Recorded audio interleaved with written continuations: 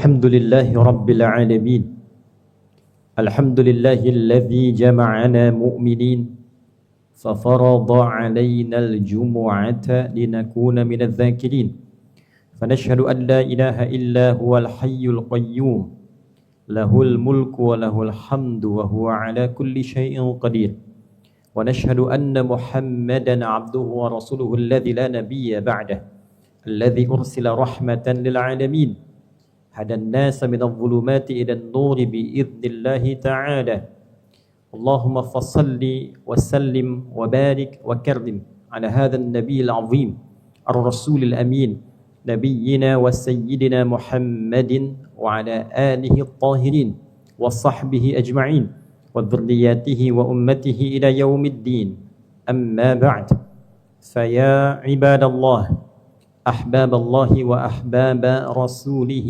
صلى الله عليه وسلم أوصي نفسي وإياكم بتقوى الله فقد فاز المتقون فلا تموتن إلا وأنتم مسلمون فقال تعالى يا أيها الذين آمنوا اتقوا الله حق تقاته ولا تموتن إلا وأنتم مسلمون. Hadirin jemaah Jumat rahimani wa rahimakumullah. Mengawali khutbah ini, khatib mengajak kita semua tanpa kecuali untuk meningkatkan pujian kita, syukur kita dan takwa kita kepada Allah Subhanahu wa taala. Semoga dengan 3 instrumen itu kita diberikan kemampuan untuk menjalani kehidupan di muka bumi dengan baik, mendapatkan predikat baik saat pulang dan dihisab dalam keadaan baik, bertemu dengan Allah yang maha baik. Semoga Jumat ini diberkahi oleh Allah Subhanahu wa taala. Hadirin, di antara keberkahan yang Allah berikan pada kita, sekaligus dengan keberkahan itu Allah mendesain untuk memberikan kemudahan bagi kita menjalani kehidupan di dunia dan juga memberikan kelancaran untuk menjalankan sebagai fungsi khalifah dan ibadallah di muka bumi ini. Di antara perangkat itu Allah anugerahkan kepada kita rizki yang dengan rizki itu diberikan kadar yang sesuai, yang selaras dengan maslahat kehidupan kita. Nabi SAW pernah menyampaikan perihal rizki ini dan penyampaiannya didokumentasikan oleh beberapa sahabat Nabi SAW. Di antaranya disampaikan pula oleh Abu Abdurrahman Abdullah bin Mas'ud radhiyallahu taala anhu dalam hadis yang sangat populer. Dikutip hadis ini oleh Imam An-Nawawi, dicantumkan dalam Al-Arba'innya nomor hadis yang keempat. Beliau mengatakan qala haddatsana qala an Abi Abdurrahman Abdullah bin Mas'ud radhiyallahu taala anhu qala Rasulullah sallallahu alaihi wasallam wa huwa as-sadiqul masduq inna ahadakum yujma'u fi batni ummihi 40 yawman nutfah thumma yakunu mithla dhalika 'alaqah thumma yakunu mithla dhalika mudghah thumma yursalu ilayhi al-malak fayanfukhu fihi ar-ruh wa yu'maru bikatbi 40 bikatbi rizqihi wa ajalihi wa sa'idun huwa fid dunya am syaqiyyun. Al-hadis. Hadis disampaikan dari sahabat mulia Abdullah bin Mas'ud, semoga Allah meridai kepada beliau dengan keridhaan tak terbatas. Beliau menyampaikan bahwa Nabi Muhammad sallallahu alaihi wasallam yang pribadinya as-sadiqul masduq, orang yang selalu benar dan dibenarkan oleh setiap orang yang mengenalnya. Kawan dan lawannya membenarkan pribadi beliau sebagai orang yang terpercaya. Bila ada hadis disampaikan dengan pengantar seperti ini, ingin memberikan sebuah kesan bahwa informasi yang disampaikan di hadis ini bukan perkara biasa. Bukan informasi biasa, boleh jadi satu misteri yang belum diketahui, perkara gaib kita sebutkan, yang membutuhkan keimanan, keyakinan kita tanpa ragu. Ketika seseorang meyakini bahwa pribadi yang menyampaikan adalah orang yang jujur, orang yang benar, bahkan dibenarkan oleh lawan dan kawannya, maka mudah ia menerima informasi ini. Sekaligus memberikan kesan yang kuat pada kita, orang-orang yang menjadi musuh Nabi saja membenarkan perkataan Nabi. Mereka melawan Nabi hanya karena iri dengan kondisinya, tapi membenarkan bahwa Nabi itu orang benar, orang jujur, dan perkataannya itu benar. Maka bagaimana kita dengan umatnya yang mengaku status kita adalah umat Rasulullah SAW? Jadi bila orang yang tidak suka dengan Nabi pun membenarkan Nabi, maka sudah sepantasnya bagi kita umat Nabi meyakini informasi yang akan disampaikan dalam hadis ini. Sungguh setiap kalian, kata Nabi, tercipta dalam rahim ibundanya, dibentuk 40 hari pertama, berbentuk pertemuan antara spermatozoa dengan ovum. Kemudian 40 hari kedua berbentuk zigot yang mulai menempel di dinding rahim. 40 hari ketiga berbentuk mudghah, sudah mulai ada bentuknya, usia 4 bulan. Maka dalam usia 4 bulan ini Allah perintahkan pada satu malaikat untuk meniupkan roh dengan izin Allah Subhanahu wa taala.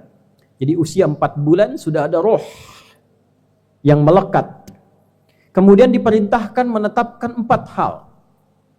Satu, rizkinya. Ini terkait dengan topik kita. Beriringan dengan rizki ada ajalnya. Yang ketiga terkait sistem kehidupan, kebahagiaan yang diraih. Atau yang keempat juga, kegelisahan, kesedihan, kesulitan yang dialami. Apakah bahagia atau nestapa? Dibuat sistem. Yang dengan sistem ini diterangkan kepada kita. Jika ingin bahagia, demikian jalurnya. Jika ingin nestapa, demikian jalurnya. Hadirin, yang 3 kita simpan, yang 1 kita urai sesuai dengan topik khutbah kita kali ini. Jadi ketika seseorang sudah ditiupkan roh tercipta 4 bulan dalam kandungan ibundanya, Allah sudah memerintahkan kepada malaikat untuk menuliskan kuota rizkinya. Ditetapkan beriringan dengan ajalnya.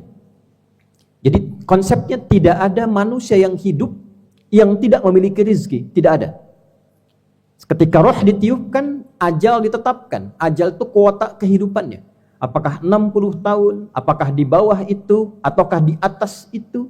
Durasi kita hidup disebut dengan ajal. Bila tiba ajalnya, maka kembali kita kepada Allah. Walikulli ummatin ajal. Fa idza jaa ajaluhum la yastakhiruna sa'atan wa la yastaqdimun.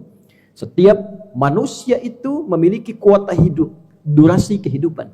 Bila sudah tiba ajalnya, pas waktunya tiba, maka tidak bisa dimajukan, tak bisa pula dimundurkan. Dia kembali kepada Allah Subhanahu wa ta'ala. Untuk memudahkan aktivitas hidup sesuai dengan ajal ini, demi membawa kemakmuran di bumi sebagai khalifatullah, demi meningkatkan ibadah sebagai ibadur rahman, maka diberikanlah oleh Allah kelengkapan yang memudahkan misi ini, yaitu bikatbi rizqihi, diberikan kuota rizkinya. Dirahasiakan kuantitas kuota ini, jumlah rizkinya ini, agar bisa menstimulus ia dalam membangun kehidupan yang kuat dan kokoh. Maka dibentuklah kemudian rizki ini dengan 3 tampilan. Ada 3 jenis rizki yang kemudian Allah tampilkan untuk mendukung kehidupan kita di muka bumi ini. Dan dengan 3 inilah kemudian dijadikan diri kita kuat, potensi kita meningkat. Dan dengan peningkatan potensi dan nilai itu, kita lebih mudah menjalankan misi sebagai khalifatullah dan ibadullah di muka bumi ini. Hadirin, yang pertama, ada yang disebut dengan rizki pokok, rizki standar, yang semua makhluk ketika hidup mendapati itu. Kita temukan misalnya di surat Hud, surah ke-11 di ayat yang ke-6 itu. وَمَا مِن دَابَّةٍ فِي الْأَرْضِ إِلَّا عَلَى اللَّهِ رِزْقُهَا وَيَعْلَمُ مُسْتَقَرَّهَا وَمُسْتَوْدَعَهَا. Sungguh jangankan manusia, hewan melata pun, yang merayap pun, itu telah Allah berikan rizki standarnya. Allah yang menyimpannya, Allah yang mengungkapnya. Dan sudah dituliskan rizki standar ini dalam kitab yang mulia, kitab yang nyata, kitab yang mubin. Hadirin, oksigen ini rizki standar. Tidak perlu kita cari uang untuk menghirup oksigen. Kecuali dalam kondisi nanti yang khusus pada aspek yang kedua. Rizki standar, berkehidupan, mendapatkan ketentraman, mendapatkan kenyamanan. Sistem diberlakukan kepada kehidupan hewan misalnya. Bagaimana burung terbang, berangkat, kemudian pulang bisa mendapatkan rizkinya. Bagaimana cicak yang merayap, rizkinya nyamuk yang terbang. Tapi Allah membuat sistem supaya cicak itu tidak kelaparan. Ini yang dimaksud dengan rizki standar. Jadi kita tidak mencari pun, kita masih bisa menghirup oksigen dalam kehidupan kita. Rizki. Hadirin, ada yang kedua dengan cepat. Ada namanya rizki bil kasbi. Rizki yang didesain oleh Allah dengan sistem di kehidupan, sunnatullah fil kaun ini, yang didapatkan dengan cara berusaha untuk mencari, berikhtiar. Yang dengan mencari ini, di antara hikmahnya, filosofinya, adalah untuk menguatkan semua potensi keunggulan yang ada pada diri manusia supaya itu keluar. Kita mau makan, tidak mungkin tiba-tiba kita berpikir ingin makan, makanan ada dengan sendirinya. Mustahil. Terbayang ayam, daging ayam langsung ada. Mustahil. Terbayang sate kambing, tiba-tiba langsung ada. Mustahil. Mesti diraih dengan ikhtiar kita, usaha kita untuk menjemputnya. Ini yang dimaksud contoh Al-Quran surah kedua Al-Baqarah dari ayat 168 itu. Ya ayyuhan nasu kulu mimma fil ardi halalan thayyiban. Hai semua manusia, silahkan bekerja, berusaha, beraktivitas. Minimal usaha ini menjadi alat untuk engkau bisa mendapatkan rizki kebutuhan makanmu. Silahkan bertebaran di muka bumi. Allah desain. Supaya apa? Dengan mencari itu kita paksa tubuh kita kuat. Kaki dipaksa untuk berjalan, otak dipaksa untuk berpikir. Semakin dipaksa otaknya berpikir, ilmunya ditambah, semakin pintar dia. Semakin pintar, rezekinya semakin mudah ditemukan. Maka ada yang bekerja dengan mengandalkan fisiknya saja. Tapi kalau fisiknya tak kuat, mustahil mendapatkan rezekinya. Ada yang bekerja dengan menambah ilmunya, dia sekolah. Lulus SMP, SMA, masuk kuliah, dia belajar. Untuk apa? Sebagian mengatakan supaya dapat pekerjaan. Untuk apa pekerjaan itu? Supaya mendapat rezeki. Jadi Allah desain bagian yang kedua ini, ada rezeki yang diupayakan kita mendapatinya dengan cara mencarinya, dengan cara bekerja. Apa hikmah di balik tuntutan bekerja ini? Padahal mudah bagi Allah ketika kita minta, mungkin diberikan. Apa tujuan dari ini semua? Sekali lagi, untuk melatih semua instrumen di tubuh kita, alat-alat organ tubuh kita, baik secara fisik pun demikian intelektual, supaya keluar semua potensi keunggulan manusia itu dan menjadi lebih berkualitas, lebih baik dibandingkan sebelum dia mengaktifkan kemampuan itu semua. Maka hadirin, ketika ayatnya berkata, ya ayyuhan nas, hai semua manusia, maka hukumnya berlaku universal. General, umum. Tidak mengenal iman di sini. Semakin pandai bekerja, rajin bekerja, giat bekerja, semakin mudah mendapatkan rezeki. Jadi pada rezeki yang kedua ini, Anda jangan bertanya begini, kenapa dia non-muslim tapi kaya? Kenapa dia tidak sholat, tidak beriman, tapi dia mudah makannya? Coba lihat, bagaimana etos kerjanya, disiplinnya, semangatnya. Dia tidak beriman tapi memaksa dirinya mengaktifkan sistem untuk menjemput rezeki yang kedua ini. Allah desain siapa yang giat, dia dapat. Siapa yang rajin, dia dapati. Siapa yang semangat, dia dapat. Maka jika ingin mendapatkan rezeki yang kedua itu, apapun bentuknya, mesti semangat. Rezeki itu umum. Semua yang bisa mendukung kita nyaman dalam berkehidupan itu rezeki. Jangan digambarkan uang saja, makanan saja. Ilmu itu rezeki.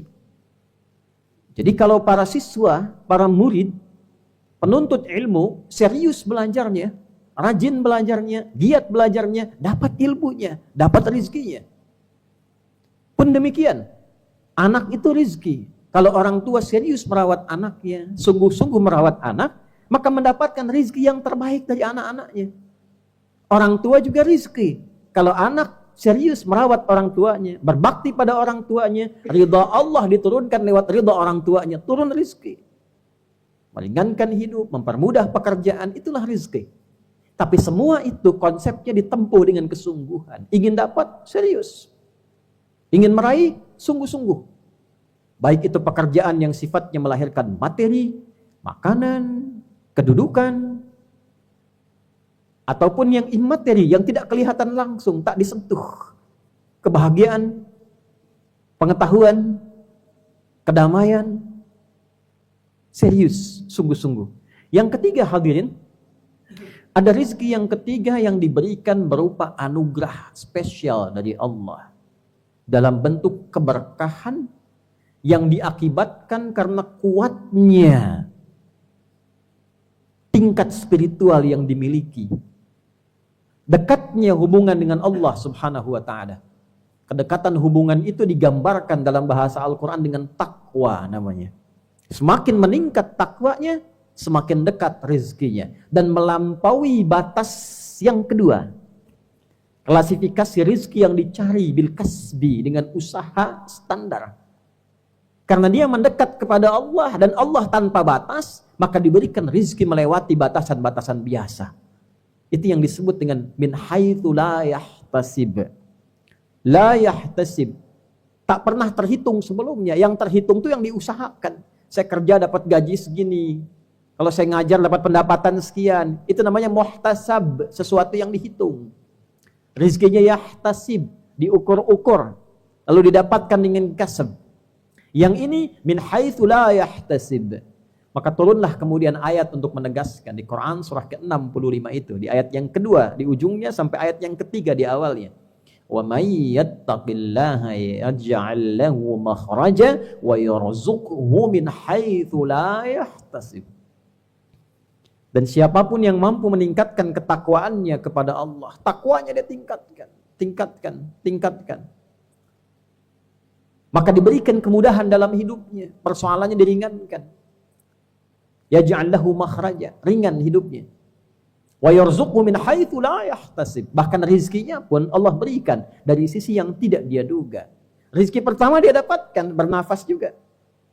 Menjalani kehidupan normal, kakinya berjalan, matanya melihat, itu kan rizki.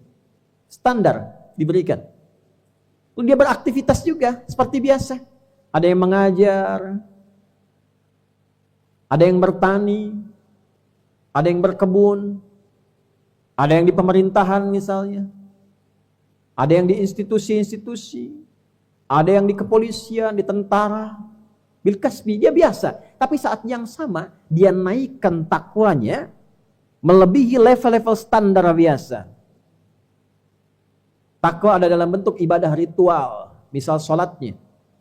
Dzalikal kitabu la raiba fihi hudal lil muttaqin. Siapa muttaqin di sini orang takwa? Ayat 3-nya, alladzina yu'minuna bil ghaib. Dia selalu yakin dengan Allah. Wa yuqimunas shalah, dia tingkatkan salatnya. Dia tunaikan salat dengan baik dan benar, dia tingkatkan. Orang cukup dengan fardu, dia tingkatkan sunnah. Orang kerjakan sunnah siang hari, dia bangun malam hari. Wa mimma razaqnahum yunfiqun. Dia senang juga bersosial. Sosial menambah rezeki. Dia niatkan untuk mendapatkan ridha Allah. Begitu Allah ridha, diberikan min haitsu la yahtasib. Mimma min. Kata para ulama di sini rezeki yang terbaik yang dia pilih. Bukan cuma rezeki biasa. Kalau sumbernya tak bagus, tak dia bagi. Sumbernya bagus, dia bagi. Dan dia membagi dengan pembagian yang terbaik. Walaupun tidak harus banyak, tapi dia siapkan. Punya makanan mungkin dia bagi 2. Punya kurma 2, dia bagi 1-1. Bekal ke sekolah, anak-anak diajarkan. Bawa bekal dibagi dengan teman. Itu Allah berikan rezeki tambahan. Min ladunhu ilma, diberikan tambahan pengetahuan. Konsep ini harus dipahami oleh kita umat Islam. Demikian berbagi pada orang tua, memberikan perhatian, menambah rezeki. Allah berikan min haitsu la yahtasib. Walladzina yu'minuna bima unzila ilaik, rajin baca Al-Qur'an, tambah menghafal, nanti rezeki datang. Betapa banyak anak-anak diberangkatkan haji, umrah, dapat hadiah karena hafalan Qur'annya. Padahal dia belum mampu mencari rezeki yang standar, yang kedua, bil kasbi. Tapi ada orang tua yang bahkan nabung untuk haji, puluhan tahun, hajinya karena anaknya, karena ketakwaan yang dibangun di dalamnya. Oleh karena itu orang tua yang menginvestasikan anaknya bersekolah, cari sekolah yang mendekatkan dia dengan Allah. Ketika anak dari kecil kenal Allah, Allah turunkan kelebihan, kemewahan, keistimewaan rizki yang tidak ditemukan pada level 1 dan level 2. Ini yang kemudian dicontohkan di Al-Quran, rizki yang diberikan pada Maryam, Sayyidah Maryam alaihassalam. Diberikan kelengkapannya, kenikmatannya, kekhususannya, sampai pamannya mengonfirmasi, ya Maryamu anna laki hadha. Qalat, perhatikan kalimatnya, huwa min indillah, innallaha yarzuqu man yasha' bighairi hisab. Paman, ini anugerah khusus dari Allah, spesial. Allah akan memberi pada siapapun tanpa batasan. Bagi siapa yang dikehendaki. Maksud ayat ini, jadilah kita seperti yang dikehendaki itu. Kalau ingin rezeki tanpa batasan. Bagaimana Maryam didik anak-anak perempuan Anda? Bagaimana Maryam mendekat kepada Allah? Bagaimana ibadahnya, ketakwaannya, dan seterusnya. Untuk yang pria banyak sekali contohnya. Dari mulai orang biasa, Imran misalnya, ayahnya Maryam, Luqman misalnya, atau masuk ke level Nabi misalnya, ada Nabi Yahya alaihissalam, dan Nabi-Nabi yang lainnya. Puncaknya ikuti apa yang dituntunkan Rasulullah, Nabi kita mulia, Nabi Muhammad sallallahu alaihi wasallam. Maka hadirin, jika hari ini tidak sedikit orang mengeluh tentang rizki, tidak sedikit orang merenungkan tentang rizki, kaitan dengan dunia, ada yang merasa kesulitan, ada yang merasa tekanan dan sebagainya, maka coba dicek dulu, yang mana di antara rizki yang sedang dikeluhkan ini. Yang pertama, dicek, mungkin kita kurang mensyukuri organ tubuh kita, digunakan pada perangkat yang salah, dengan cara yang salah, oleh karena itu rizki standar pun sulit mendapatinya. Alih-alih dipakai taat, tubuh dipakai maksiat. Mulai tidak nyaman, nafas tidak enak. Dipakai maksiat, untuk mendapatkan yang standar pun terasa gak nikmat. Tidur itu nikmat, karena banyak maksiat, dunia berlebihan, jadi gak nikmat. Atau rizki yang kedua, nyari kemana-mana susah, ini susah, itu susah. Coba dicek. Dievaluasi strateginya, mitigasinya. Kalau dengan itu belum, mungkin Allah menginginkan kita mendapatkan rezeki yang ketiga. Allah menginginkan kita lebih dekat dengan Allah Subhanahu wa ta'ala.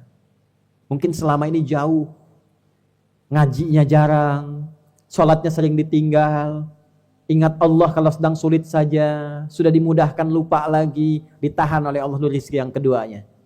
Jangan dapatkan lewat itu. Engkau naik kelas dulu pada rizki yang ketiga. Ayo dekati aku dulu. Hijrah dulu. Dekati Allah dulu. Nah, ketika ditinggalkan rizki yang kedua, mendekati Allah, konsekuensinya hal-hal yang tidak baik akan hilang. Kebiasaan akan berubah. Karena kita sedang membentuk pribadi, mendekati Allah dan naik tingkat ke level yang lebih tinggi. Maka jika itu menjadi pilihan, jangan mengeluh, lakukan semua apa yang kita kerjakan sesuai tujuan kita, yaitu kerjakan karena Allah Subhanahu wa ta'ala. Karena syarat rizki yang ketiga pun melekat iman dan takwa di dalamnya, bukan dunia. Jadi kalau ingin dapat rizki yang ketiga tapi ngejarnya dunia, tidak akan dapat.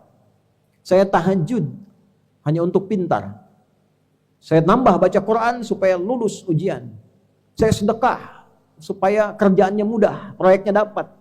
Sedekah-sedekah saja. Dan biarkan takdir Allah mengantarkan kita pada yang terbaik yang akan kita dapatkan. Salat tahajud saja lillah. Kerjakan tahajud. Silahkan mau doa apapun. Tapi tahajudnya lakukan dengan niat kita mendapatkan ridha Allah Subhanahu wa ta'ala. Itu kata kuncinya. Seringkali ingin mendapatkan rezeki yang ketiga, tapi dunia masih di bawah-bawah. Ini yang harus diperbaiki. Salah sepenuhnya? Tidak.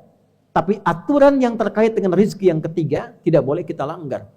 Jadi mulai hari ini kalau ingin mendekati Allah, lakukan semua karena Allah. Pamrih hilangkan, bersihkan, menghilangkan pamrih agar semua tertuju pada Allah, disebut ikhlas namanya. Maka turunlah Quran surah Al-Ikhlas. Qul huwallahu ahad. Allahus samad.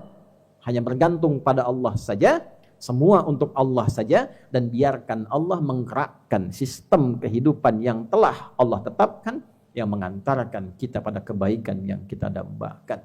Semoga dengan pengingat di Jumat ini, kita semakin yakin dengan kekuasaan Allah, semakin bertawakal kepadanya, tetap semangat dalam menjalani ikhtiar, dihadapkan pada keadaan apapun, tunjukkan bahwa kita hamba yang terbaik, yang bisa mengatasi solusi.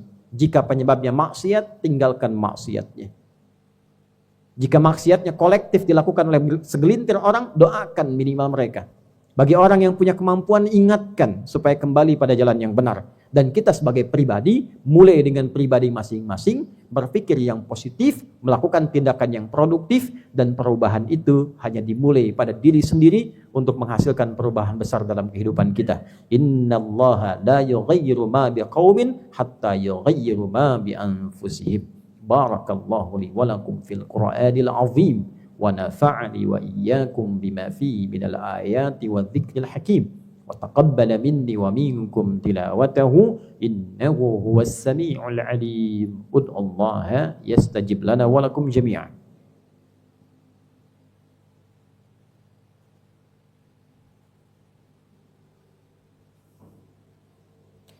الحمد لله نشهد أن لا إله إلا الله وحده لا شريك له ونشهد أن محمدا عبده ورسوله الذي لا نبي بعده.